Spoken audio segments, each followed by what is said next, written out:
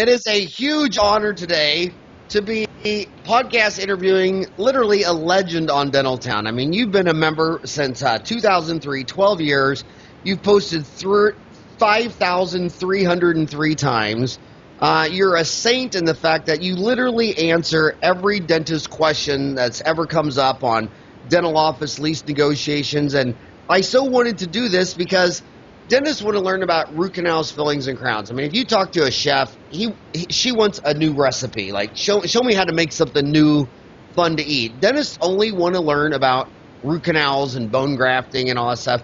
And it's our job to sit there and say that, you know, you don't sign a lease every day, but someday you're going to have to sign a lease. And then they have a problem that since they're a doctor, they always forget they're a doctor of dentistry, and they always think they're a doctor of everything.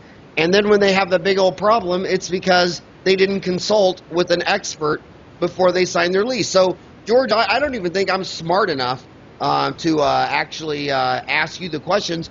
You've been on Dentaltown forever. What do dentists need to know about dental office lease negotiations?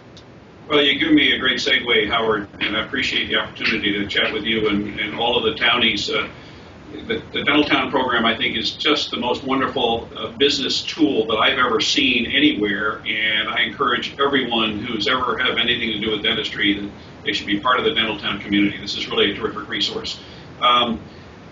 You point out something, the lease is something that's done only once or once in a while, and that raises a major problem, and that's one of the reasons why the lease is so disrespected and its importance in the portfolio of the dental business is underestimated by most people who take on leasing office space. I've been thinking a lot about why it is that the lease doesn't command more respect than it should, and I've come to a few conclusions. One is that most of us had an apartment lease at one time or another, and that was probably not negotiable. And another is that the office lease is a one-time task, or maybe a 2 or 3 time task over the course of a career, as opposed to a recurring task, a one-time expense as opposed to a recurring expense. And I think that dentists don't really believe that it really has a very big bearing on their business, when in fact signing a lease is one of the biggest contracts they'll ever sign in their business career. It has life-altering implications, and if it's not done well, the entire business that the dentist works to develop can be in great jeopardy. One of the things that I found many years ago in dealing with leases is that because the concepts are unusual, the legal concepts are unusual, many times the lawyers who are involved with negotiating leases don't really have the right skill set to negotiate them. And as I say over and over and again on the message board, it's really, really important to have an attorney with the right skill set to negotiate the legal document. But there are 2 negotiations that take place in any lease negotiation. The first is negotiating the business terms, the so-called letter of intent elements that make up the skeleton of the lease. And the second is negotiating the legal document that memorializes the terms that have been agreed upon. And that's where the landlord plugs in all kinds of other things that he wants to use to protect himself.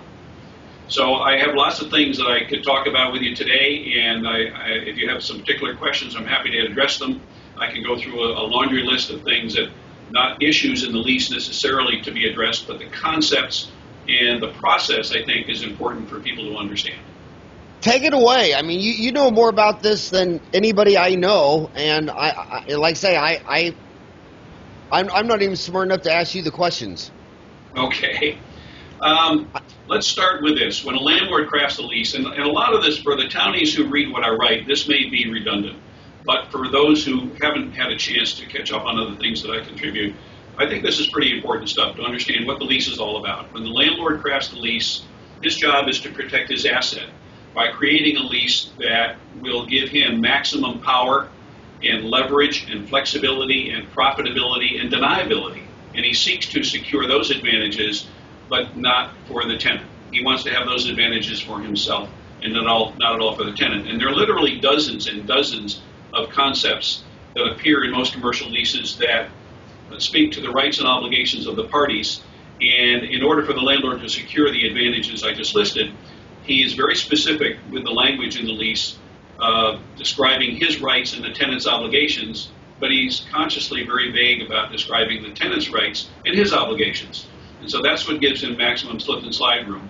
And that's why it's so very important that when the document is to be negotiated, that one engage a lease lawyer with a specific skill set of lease negotiation. I don't care how much real estate law a lawyer has done. If he hasn't done 50 or 100 or 500 leases, that's not the proper skill set to negotiate against the landlord's lawyer who negotiates lease documents every day for a living. So let's step back and see what leases are all about. To begin with, everything in a contract, in most contracts, but particularly in leases, every element of a lease is either an asset or a liability for one party or the other. And for every asset, there's an equal and opposite liability. And I'll give you a couple of examples. When the tenant signs a lease for 5 years, and the total rent over 5 years is $200,000, the minute the pen comes off the paper and the landlord hands the tenant the key, the tenant owes the landlord $200,000. That's a liability. The landlord enjoys the equal and opposite asset, which is the guaranteed $200,000 no matter what else happens. That's just an example. So when one gets the right to have a sign on top of the building, or a parking place, or an exclusive use protection provision, those are assets. And if the landlord grants those, the landlord is then burdened by the equal and opposite liability to honor those obligations. And so when we sign a lease, the greatest asset that we acquire is control over somebody else's real estate for our operating purposes so that we can operate our business under predetermined terms and conditions that are spelled out in the lease up front that the landlord can't change or take away, so we can operate the way we envision over the long term. And if the lease isn't done properly, then clearly we're not going to be in a position to anticipate that we might have what I call long-term occupancy security, and that is the ability to operate the way we plan to without having the landlord monkey with us. So the greatest asset we acquire is control of somebody else's real estate, and when we do that, we want to secure that control for as long into the future as we can possibly get it under those terms that are already spelled out, in order to forestall for as far into the future the date when the landlord can put us in a big squeeze. Whenever that last period of time ends, that's when the landlord has us. So every time the lease is open for conversation in any renegotiation, that's the time that we want to try and increase our base of assets and shed liabilities. Again, remember, everything in a lease is either an asset or it's a liability. If you hear the word right or option, that's an asset. If you hear the word obligation or responsibility, that's a liability. So this is all about securing assets and shedding liabilities at every opportunity. Now, having said that, let me back up a little bit and let's talk briefly about the process. I'm not going to get into discussing the process of finding space or evaluating space. That's a topic for another day. But what is critical is that we have a plan for the lease negotiation. And again, I'm going to continue to use the term long-term occupancy security, which means control that you have over your destiny in that real estate, in the absence of which you could be out of business if the landlord has the right to pull the plug on you. So starting out, it's very important that we establish a goal for what the occupancy needs are going to be.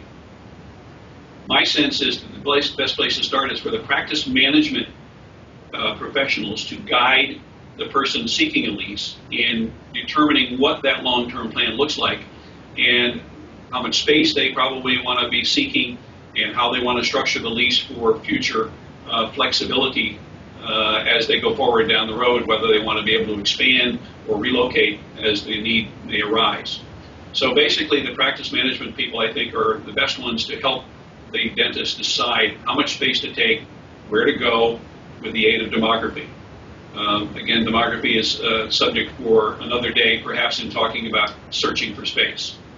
Once the practitioner has decided how much space he or she seeks and determine where they want to be in the marketplace, then it's very important to figure out what kind of a facility, what kind of a location will best suit their needs based upon whether or not they're a general dentist or a specialist, and whether or not they need signage, how much parking they need, things of that nature. But then the search results, obviously, in making contact with the landlord's agent, who's going to describe the property in the business terms the landlord has in mind. And this is where it's most important for the tenant to be listening carefully and taking notes, but do no negotiating until such time as we have all of the landlord's rental terms presented to us in detail in writing. It's a huge mistake to make an offer on a lease space unless we know exactly what the landlord is looking for. That would be akin to going into the automobile dealership and you see the car on the floor that you want and it's got a sticker in the window but there's no price on it and you make an offer. None of us would ever do that. But people turn right around and make offers on lease space without knowing what they're getting for their money every day. That's a big mistake. So clearly it makes sense to make sure you know what it is that you're negotiating for before you even open your mouth. There are plenty of people out there who can assist with that process, and I don't claim to be the expert. I have been doing it for quite a while, and I know a lot of the pitfalls, but there are plenty of experts out there who can provide this service to dentists all over the country. But negotiating the letter of intent is very different than negotiating the legal concepts that appear in the lease. We talked a little bit about that a minute ago. The letter of intent negotiation starts with interaction with the landlord's agent. The tenant, him or herself, may have a real estate broker that they have engaged to search in the marketplace for space on their behalf. And that person would be the conduit to the tenant and would be the conduit to the landlord's agent. Normally, that broker is paid and shares in the commission with the landlord's agent, paid by the landlord's agent. And that means commonly that that broker's allegiance is to the party who is paying it. This is one of the questions that I get very commonly is, can I use an agent if I don't pay him? Is he on my side of the table? Does he have my allegiance? And the answer is, I frankly don't see how that can work very well. I think it's difficult to try and serve two masters. But there is commonly a broker involved in almost every transaction that I do, and most of them are honorable people, and they do what they're supposed to do. And it's certainly very helpful to have a broker in the marketplace helping you understand and evaluate opportunities so that you can decide which ones to pursue.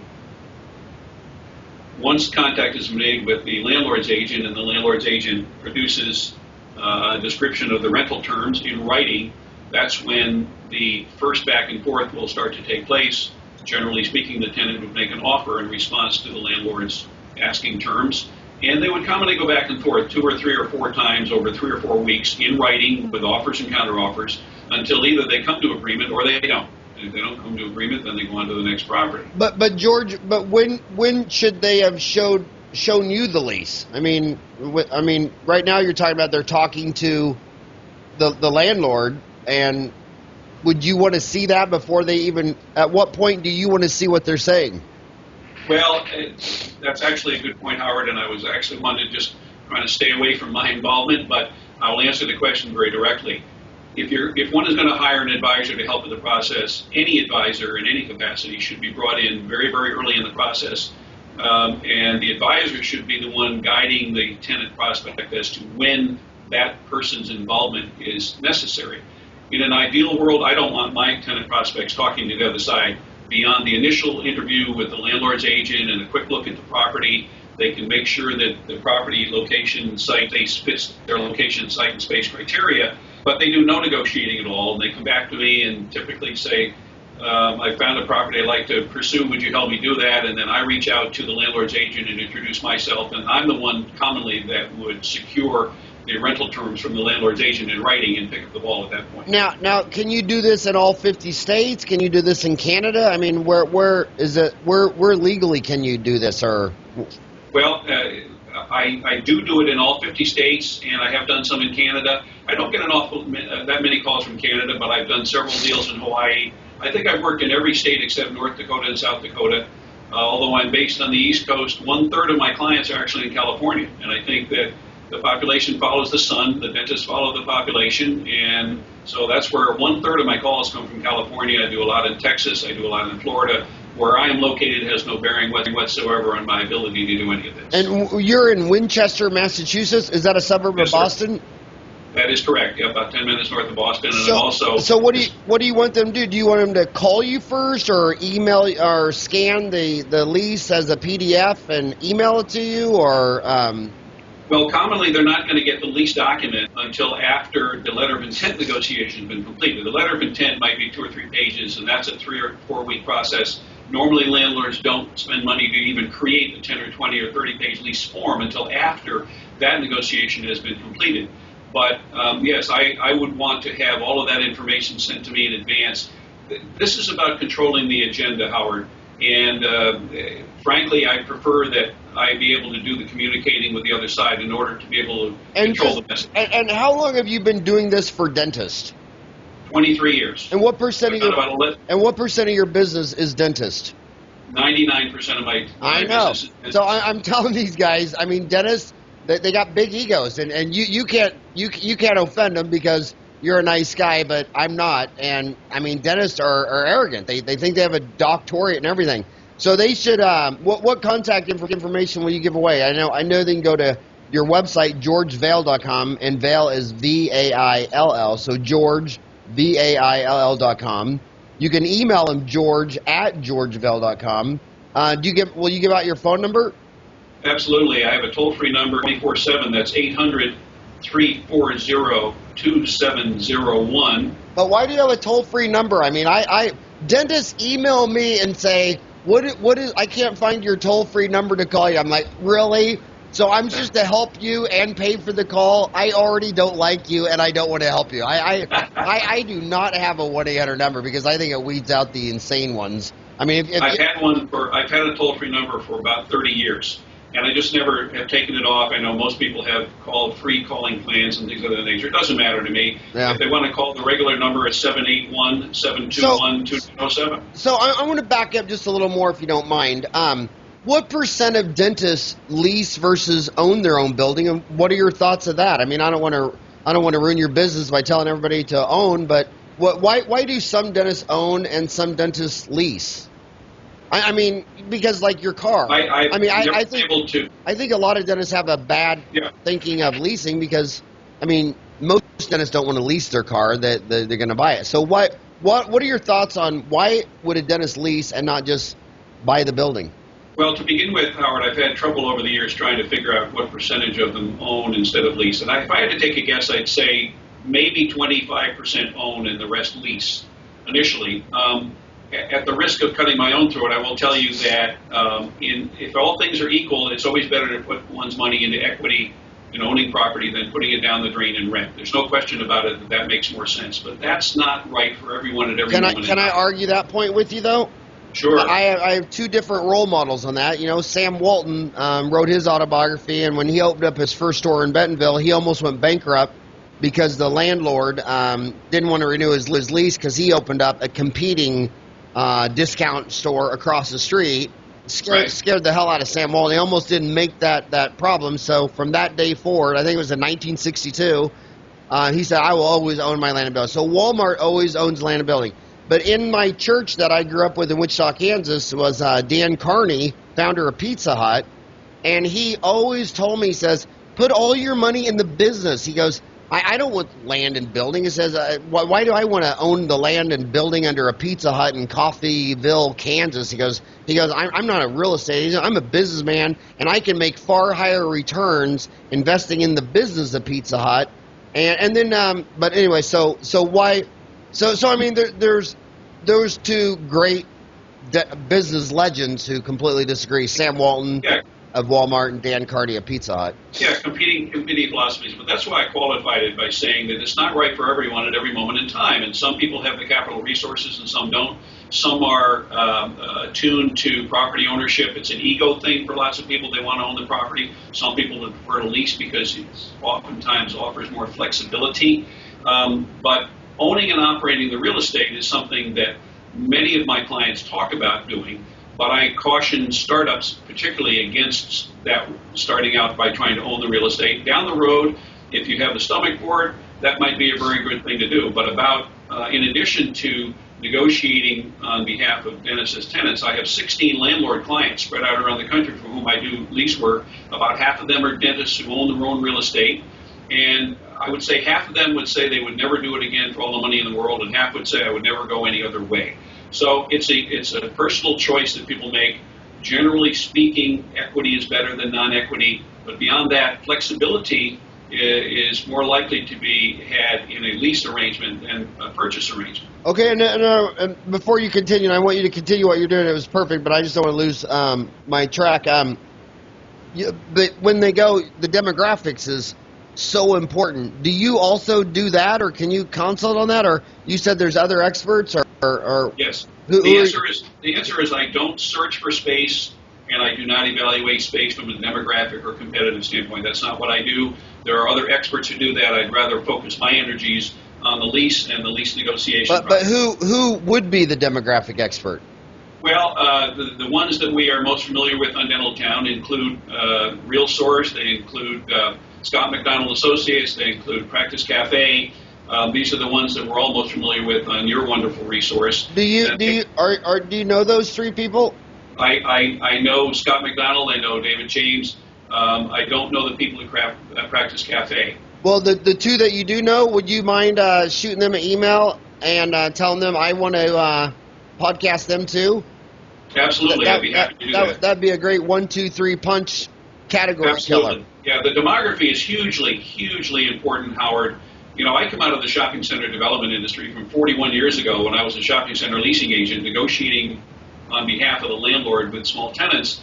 And back then, demography was hugely important. And today, 41 years ago, given electronic technology and computerization, it's such a science that anyone who attempts to open a business without plugging into the demography is making a real mistake. Oh, well, if you build it, they will come. Yeah. It's just fairy pixie dust. That's like saying I make great lasagna, I should open a restaurant. Yeah. Okay, so I'm sorry to interrupt you. Continue with what you were doing. Well, you know, the issue of whether or not to buy or build or lease space, that's the least of the problem for most of the people who call me, because probably 60% of my calls come from people who are looking to do their first startup, and 40% are people who are either renegotiating an existing lease or who are renegotiating a lease that they hope to acquire or assume as part of a practice acquisition. And there are a couple of different things that I'll just throw out in general about those processes. In the latter, where we're talking about a renegotiation, in most cases the landlord never, ever has any obligation whatsoever to talk to us or to the tenant. Doesn't have any obligation to do so unless the lease requires that, which is why it's so very important that anyone who's approaching a lease negotiation have a full understanding of what this contract is all about, what it does, what it doesn't do, and how important it is to properly position oneself every time the opportunity arises. Whenever the door is open for renegotiating a lease or to try and establish new terms, that's the time I think that every tenant should be looking at where have I been, where am I now, where do I want to be 5 or 10 or 15 years from now, and for how long into the future will this particular property continue to serve my long-term needs and all of its manifestations, the size and configuration of the space, where it's located in the marketplace, and the position of the property on the street, and the signage, and the parking, and the co-tenancies. Occupancy security is a critical element, and I cannot stress enough how important it is that no one approach the whole process of lease negotiation without having a detailed, comprehensive plan that addresses their long-term occupancy security needs. Well said. So, you know, again, Howard, there are lots of things that we can chat about. I'm not sure how much time we have. We have 1 hour. You're 1/3 through. You're 23 minutes into it, and the reason I go an hour, I like to get the contact information out first in case they have a short commute or whatever. But my brand is an hour, and that's about the average commute. It's also the average workout time on a treadmill or whatever. I know you play tennis and I swim. It's very hard for me to listen to a podcast while I'm swimming. It's hard for me to do it from the golf course also. Let's get into a couple of things here. And I put together a few notes. Well, I wanted to ask you, after 5,300 posts, you know, Socrates said that humans only have 2 emotions, you know, greed and fear. So they don't want to hire your service because their dentist brain thinks, well, if I got an A in physics and I got an A in calculus and I know physics better than calculus, why do I need help with anything, including directions on how to find the restaurant? Absolutely right. So I think what would be good for the dentist's mind is if we'd switch over to fear, and you talk about some of the disasters you've seen on the last 13 years by know-it-all dentists not getting any help on their lease. Absolutely. Have you ever seen a mistake? Absolutely. I see mistakes all the time. I would say that overall the biggest mistake is their assumption that they know everything, as you've already alluded to. And they don't know everything. And this is a unique contract with unique concepts that they have no familiarity with whatsoever, but they think it's just about dollars and dates, and it's about far more than just dollars and dates. It's about control. Either you have the control or the landlord has control. And over the years, and I've done 2,000 leases in 41 years, and I've seen leases. 2,000 leases, and what did you say? 2,000 leases. 41 years. Yeah. You've been doing this 41 years. Yes, sir. Damn, you look good, dude. 2,000 leases in 40. So you started when you were 12? How did that happen? I did 11 and a half. 11 and a half? So I think that the people misunderstand what the lease is about and what it's purporting to do. It's to control the landlord's real estate, and if it's negotiated poorly, the landlord has the control and you don't, and that puts at jeopardy the business that you put so many dollars and hours and effort into developing. And so I see leases that come across my desk, 5 or 6 a week are sent to me in the mail or by email for me to review. And most of these allegedly have been negotiated by an attorney on behalf of the tenant. And I don't see it. I think the biggest failure in the legal industry is to properly teach lawyers about leases. Just because someone's been to law school doesn't mean he or she knows anything at all about leases. They've had a course called Lease Negotiation 101, but that's all they've had. And they don't know that there are dozens and dozens of concepts that are only negotiated to a safe middle ground if one knows the give and take and where the safe middle ground lies. We only do that by experience. So the biggest mistake I see is people not hiring the right expertise, people with the right skill set in order to negotiate on their behalf. But the inner workings of that, the result of that, the bad news result of that is that commonly people lose track of when their lease expires and how much time remains, and they wait until the last minute to try and do something about it, and they've lost all their leverage. Leverage is a function of time. And when the tenant has 1 month to go and calls me up and says, gee, can you renegotiate my lease for me? The answer is, sure, I'd be happy to have you pay me to try, but frankly, we don't have a lot of leverage because you waited too long. So that's because the landlord knows you can't pick up a dental office and move in 30 days. Exactly. The landlords know that, and they're going to use that to their advantage at every opportunity. So how much time would a dentist need for the landlord to think, I better make George Vaill happy, or he just may pick up and move down the street? I would suggest that the tenant should start planning at least 1 year before their lease term expires. If they have an option to renew the lease, commonly an option to renew the lease has a advanced written notice requirement that says they have to give the landlord written notice 6 months before the option or a year before the option. In that case, they should start planning 1 year before that notice date. It's far better to have the plan all developed and ready to plug in, even if we delay implementation, than to wait until the last minute. Most people wait until the last minute. That's probably the biggest mistake that they make, because they don't understand the dynamics of the control that the landlord secures if one is not timely in acting on options to renew or renegotiation. It's very scary. That's the biggest problem that I see where people get into the most trouble. It's normally not about dollars and cents. And so if someone wants a lease renew and they contact you 30 days before, what is the fear? Because the landlord's going to raise the rent? Well, the fear, number one, is the landlord has no obligation to talk to us. The bigger, not the fear so much that he's going to raise the rent, but he might just say, goodbye, I don't want you here anymore, get out of my building. And the number one goal for any renegotiation, or any time the lease is open for conversation, the number one goal is to make sure that at the end of that period of time, you're not out on the street without a place to practice dentistry. That's got to be the number one goal. The number two goal is to secure control for as long into the future as possible under terms and conditions that are workable in the budget and otherwise. So number one is making sure you're not bumped out the door. Number two is securing control to continue into the future as far as you need it to operate, and also to have some time remaining so that when you go to transition and sell your practice to someone else, they can secure a lease that gives them an opportunity to remain and have some control for their future. So based on that, how long do you like to see the average lease? You like 3-year leases, 5-year leases, and then to secure into the future, do you like, say it's a 5-year lease, do you like 2 5-year right of refusals so that at the end of 5 years, if I don't want it and they lease it to someone else, I have if I match that lease, I get it for another 2, is commonly, that, I'm feigning expertise. I'm trying to ask an intelligent question. Yeah. Well, it's not so much a matter of right of first refusal. Let me back up. Commonly, most landlords will not agree to commit their property to a tenant for more than about 20 years for a small space tenant like this. So most of the leases that I've done for dentists are a total of 20 years in some combination of primary term and renewal options. The primary term might be 5 years with 3 5-year renewal options. The primary term might be 10 years with 2 5-year renewal options. Commonly the landlord's goal is to get the longest, deepest hook into the tenant at the highest rent and the least expense to himself.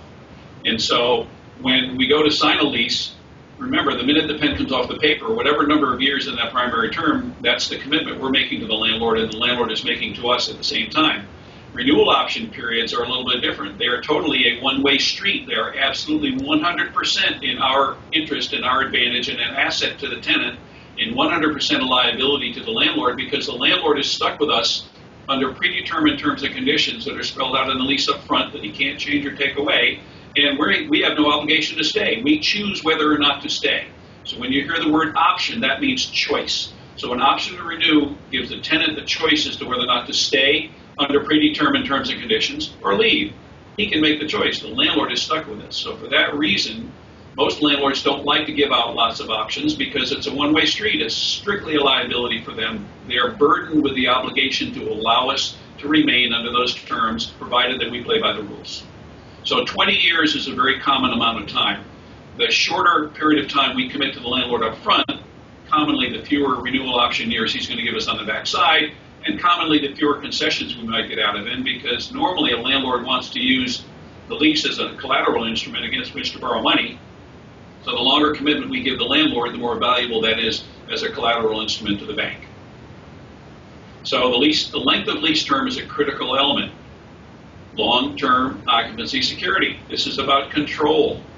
I have to keep hammering that home. This is about control. And anybody who negotiates a lease without thinking about developing long-term occupancy security and focusing only on the dollars, they're wasting their time because they're not going to establish the proper control to be able to operate their business for the long-term future. Okay, then go back to fear. In your 13 years on Dental Town with 5,300 posts, name kind of cases without saying their names. Or if you're gonna give an example, and you want to make up a dentist name, just say Mike Barr. Just say it was Mike. Oh yeah. We'll just blame everything on Mike Barr. No, but going back to Socrates' fear and greed, yeah. What disasters have you seen with that on Dental Town that would make these dentists realize? Well, the kind of things that happen. Or do you not want to say that because you're afraid that dentists will know? No. I think fear, absolutely fear sells and. What happens is that dentists don't realize, not just dentists, small business people who don't have experience with leases don't realize that the devil is in the details. If it ain't so, if it ain't in the lease, it ain't so. Very, very simply, you cannot rely upon verbal assurances by the broker or the landlord. If it's not in writing, it's not so. And if it's not in writing in detail, it's not so. So the lease might say something like, the landlord agrees that the tenant can have a sign. But if there's no specificity, the landlord can say, oh, you can't have that kind of a sign. You can have a little sign that's 3 inches, letters 3 inches high next to your door, but you can't have a sign on the building. But I thought it said I could have a sign. People make assumptions, and assumptions come back to burn us. You can't rely upon anything that's not written in great detail in the lease. The landlord says you can park. Well, how many places can I park in? Well, you can only have one parking place. But it says I have the right to park on the property. Yes, but it doesn't say how many places you have the right to park on. Or it says that the landlord agrees to take care of the common areas, but that doesn't mean that the landlord is going to refresh the plantings in the landscape areas every year. Maybe he's going to let it go to seed, or maybe he doesn't come in to plow the snow until 3 weeks after the snowstorm. If you don't have specificity in the lease, you don't have control. So the devil is in the details, and the biggest mistake that tenants make is not realizing how important it is to embed details in the document at every turn. That's really, really critical aspect of it. So I would say beyond that, the bigger mistake that people make when they're negotiating leases is to not push to secure as many renewal option periods at their election as they might be able to get in any negotiation. They think, well, I've got a 5 and a 5 years up front and a 5-year option. That ought to be plenty for me, and I'll wait until I get to year number 9 to grab some more time. The time to grab it is now. Every time the door is open, that's the time to increase your base of assets and shed liabilities. I want to talk about two things that I keep seeing. I'm a dentist reading Dental Town, so I'm seeing you as a lease negotiator. We might be emotionally anchoring different things, but it seems like whenever I read anything about a dentist signing a lease, their number one regret is that they got too small of a space.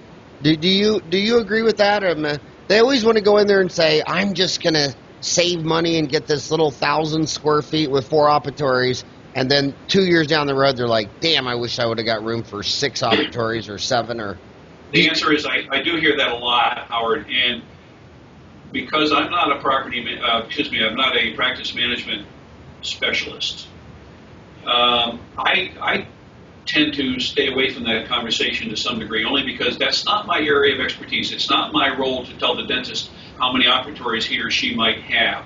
But I do commonly hear that that's probably the biggest complaint that I hear about space size, that I took too little space, and mainly because I don't have enough room for storage. I hear that very, very commonly. I would say in my 28 years, you've been doing this 41 years. In my 28 years, I think it's the number one complaint I hear on lease. I didn't get enough. But I want you to give a historical perspective, because a lot of these people that are devouring these podcasts are just right out of school, and they're not old enough to remember.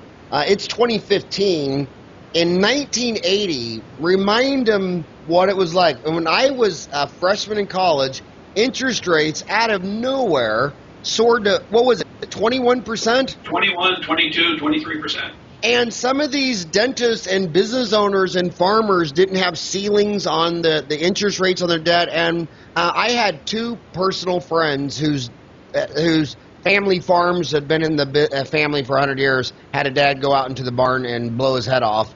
Because they lost the 100-year-old family farm because they borrowed a bunch of money for equipment and all that. So when you're in 2015, when we're taping this, and interest rates are what they are, no one knows what interest rates will be in 5 years, and 10 years, and 20 years. You just saw the China stock market lose 39% of its value in 6 weeks.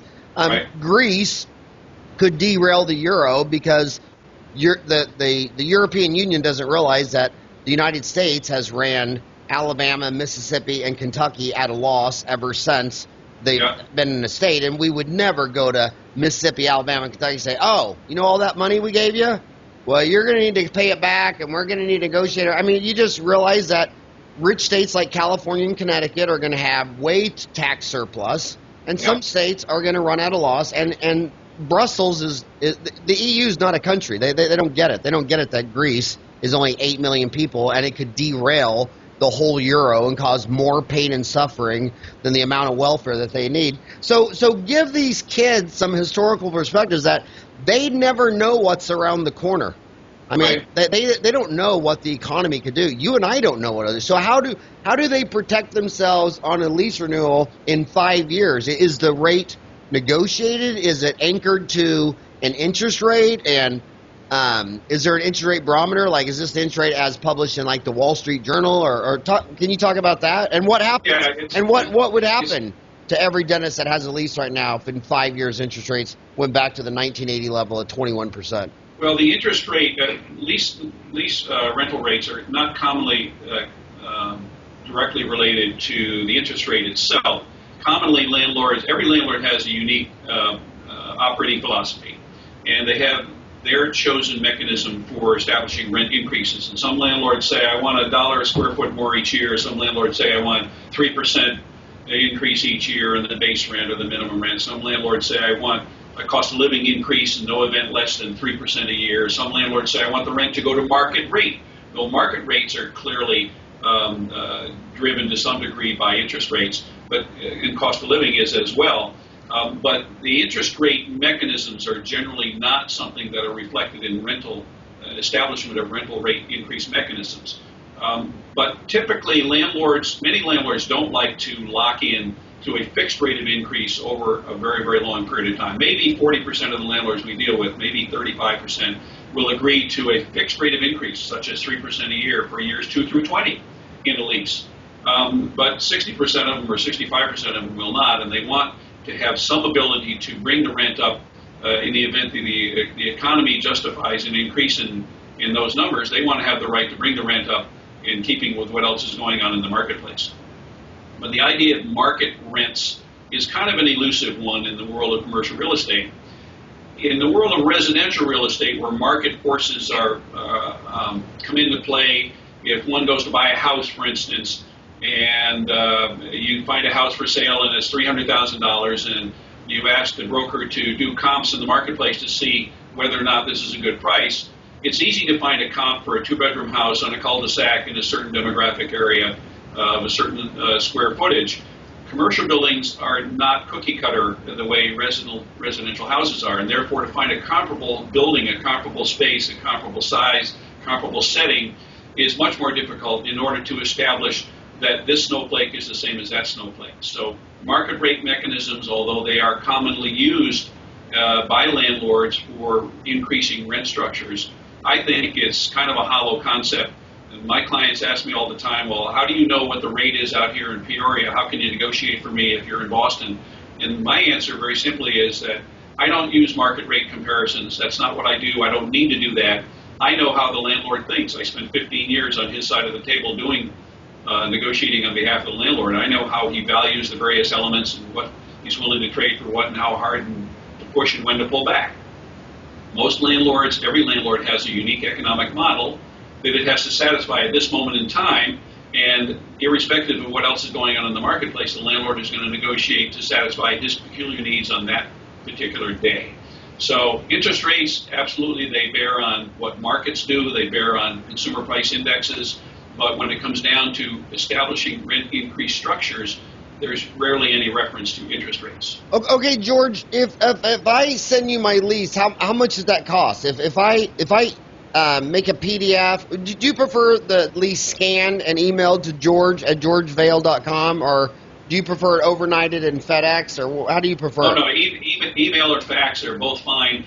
Commonly, Howard, let me make a distinction, and this is a distinction that is a little bit self-serving, but many of the counties, I guess I haven't done a very good job of educating them as to exactly what my role is. My role is to negotiate the letter of intent elements. Lots of times people call me and say, okay, I've finished negotiating the letter of intent. Will you look at the lease for me?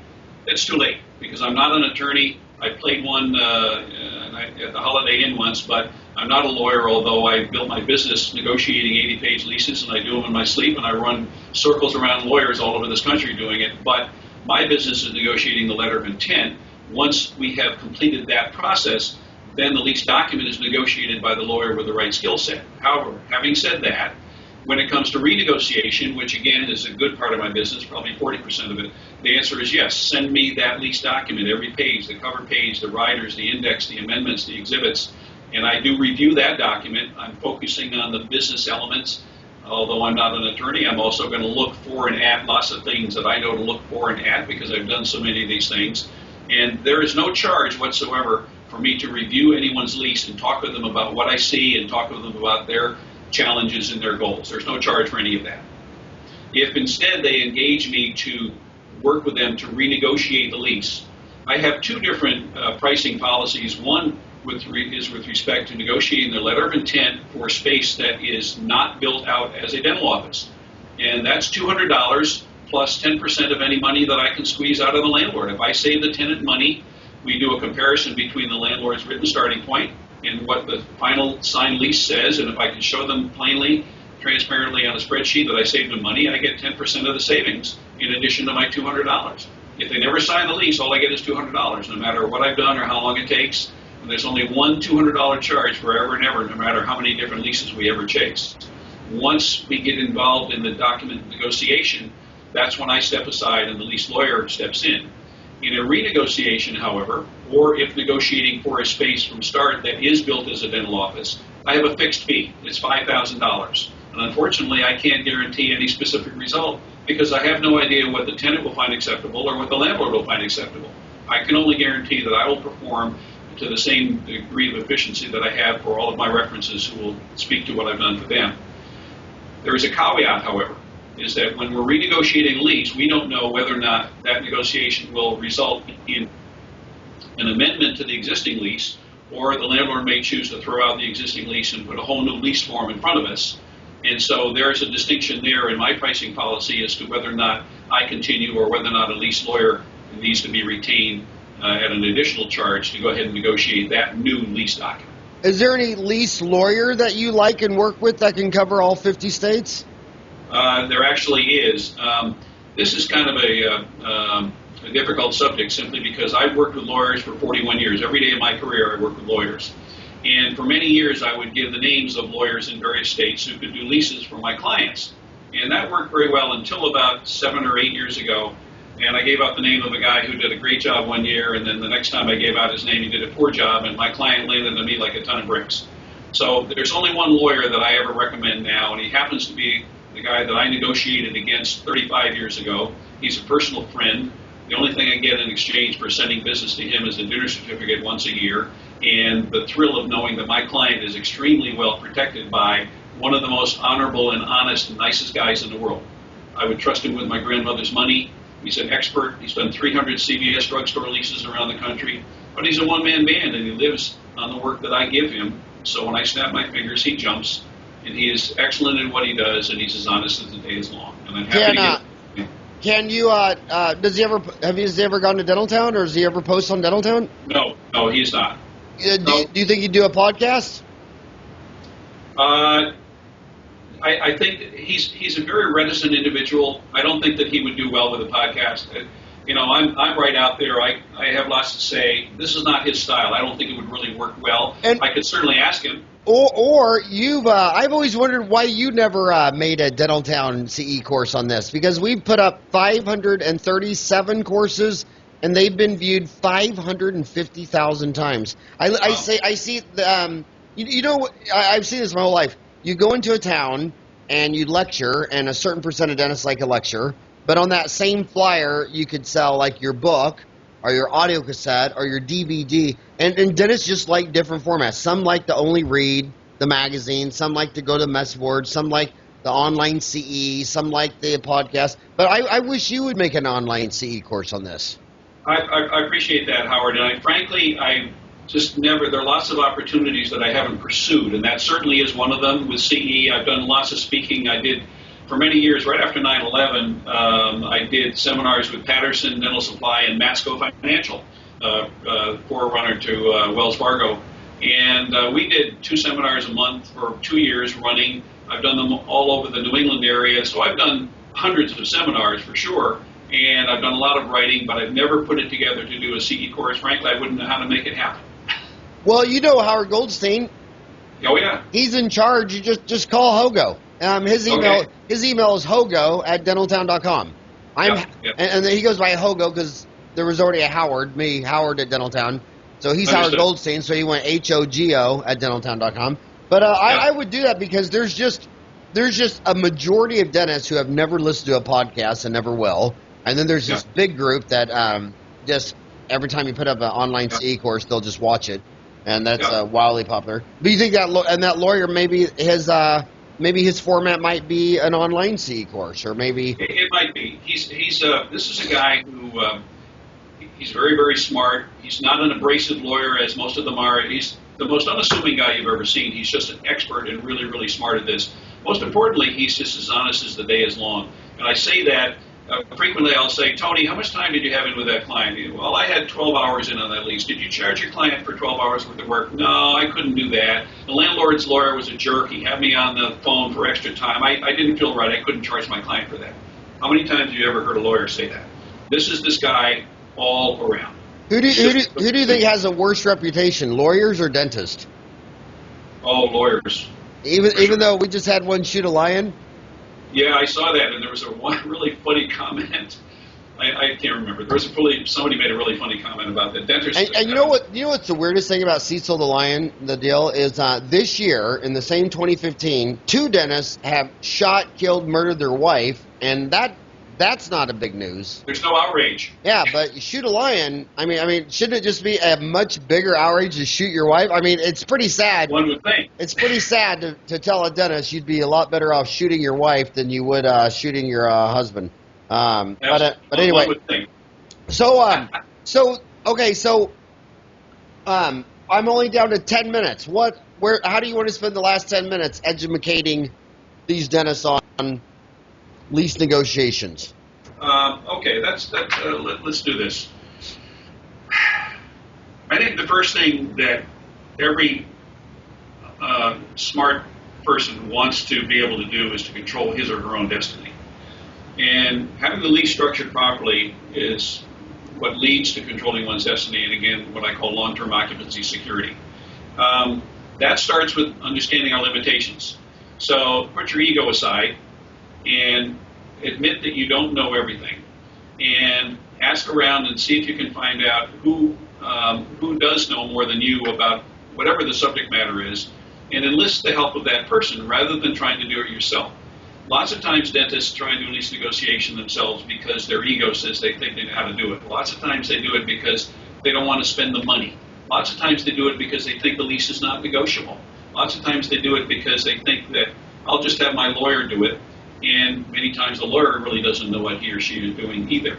So I think we start with acknowledging our limitations, finding the right help to guide us in the process, paying attention to the professionals who are giving us advice, and making sure that we have our eye on the long-term plan and develop a negotiation strategy that speaks to our long-term occupancy goals. And this, I think Harvard Business Review, they're always running articles on humility. I think they're trying to remind all their readers, because when they go and look at the most successful CEOs to the least successful CEOs, humility is the number one variable that they keep finding. And it's humility that makes dentists great dentists, because if you're a humble dentist, your lab man feels safe to say, you know what, you really need to re-impress this, and I can't read this margin. Whereas if you're an arrogant, he's like, you're going to say, George, I'm going to get a new lab. It's you. It's not me. Absolutely right. I went to Boston. You're an idiot. And, blah, blah. And I have so many staff members over the 1,500 lectures I've given since 1990. They'll come up to me and say, will you talk about this? Because our doctor does that. I say, well, what does the doctor say when you ask him about that? Oh, my God, we would never say that. He'd never approach him. Oh, my God, he'd fire us. He'd go off the handle. He'd throw an instrument. It's like, you got to be humble to listen to your patients. You got to be humble to listen to your staff.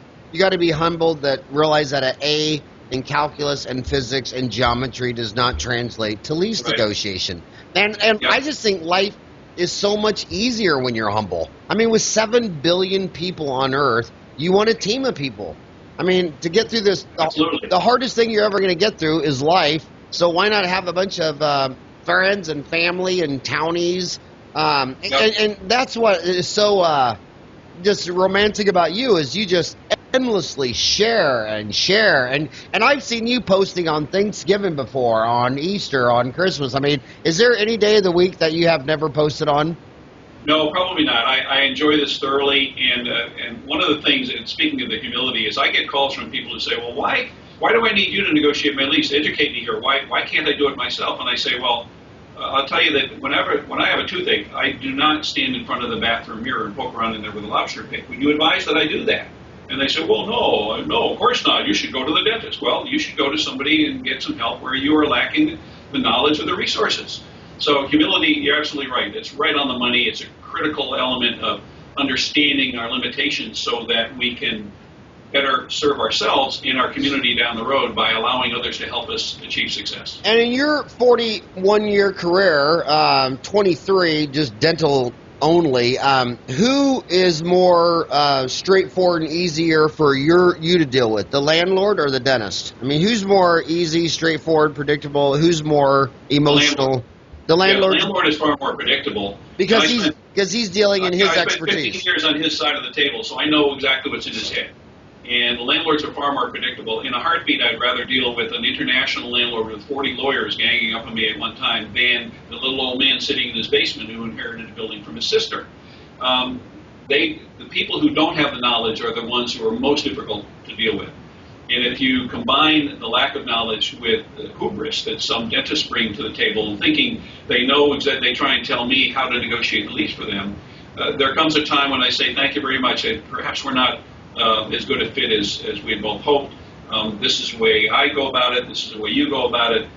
You can either do it yourself or I can do it my way, but I'm not going to do it your way. That's one of the things that I've learned that if I can't control the agenda, it makes no sense for me to be involved. And So you got 5 minutes. What's your 5-minute close? What do they get? First of all, what are they going to find when they go to georgevaill.com? If they go to georgevaill.com, what are they going to see? Are they going to see? Walk them through the website. They will see. A description of. They'll see a description of my background. They'll see a description of what leases negotiation is about. They'll find a glossary of commercial real estate terms and lease terms. They'll find testimonials. They'll find letters of recommendation. They'll find about 25 articles that I have written, that I've authored, that are all posted on the website that they can access. So there's a lot of information, and clearly the website is my sales tool. It's designed to get people to call me on the phone, and I think it is very effective in doing that. And what is that phone number again, that toll-free number? 800-340-2701? That's correct, 800-340-2701. That's correct.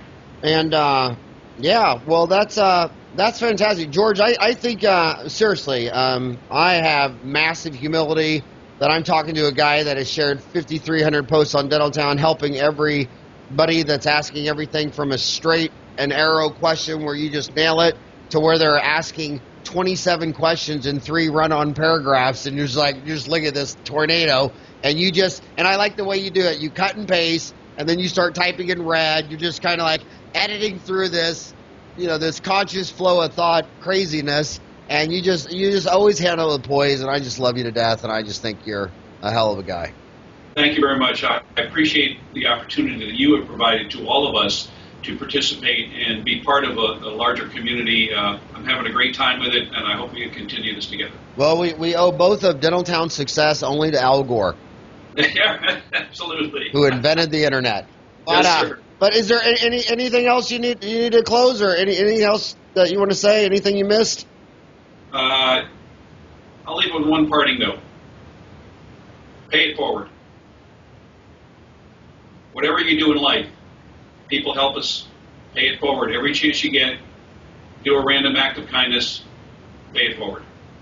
And on that note, thank you so much for spending an hour of your time with me today, George, and I will see you on the message boards, and I hope someday, like I say, there's some dentists who want to read a book, some want to listen to a podcast, some want to take an online CE course. I think y'all, if you ever got the time, we'd love to have an online CE course from you, because there's just dentists that take everyone that we put up. Real fine, Howard. Thank you so much. I appreciate your time. Have a great day today. All right, you too, buddy. Take care. Bye-bye.